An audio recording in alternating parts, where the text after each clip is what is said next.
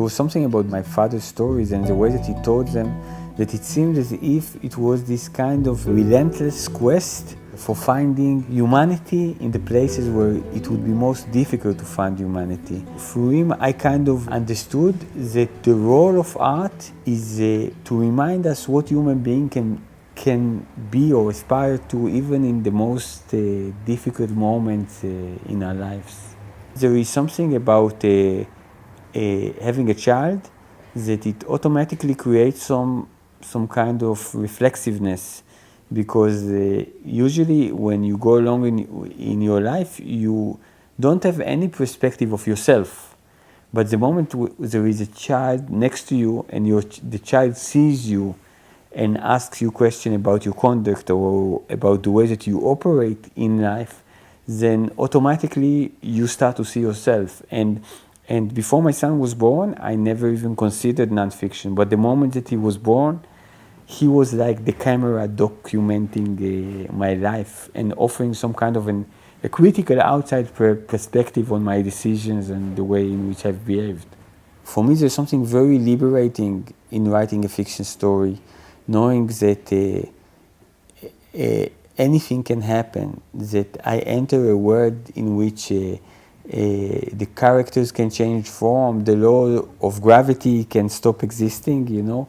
And I seek this freedom, and I need this freedom the same way that I think people need to dream.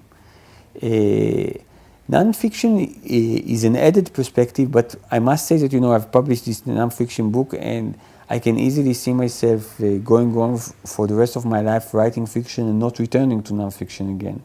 It was just that this kind of, in this very specific moment in my life, becoming a father and then losing my own father, I felt that I need to document it the same way that one writes a diary. When you write a story and somebody doesn't like it, for me it's the default.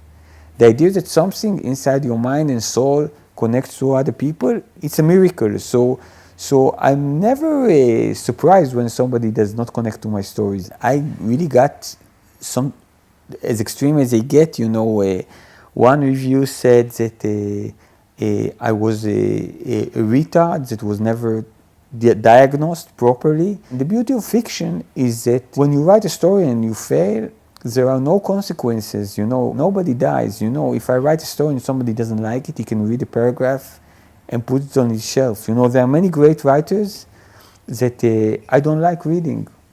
I'm sure that they don't mind because other people love reading them.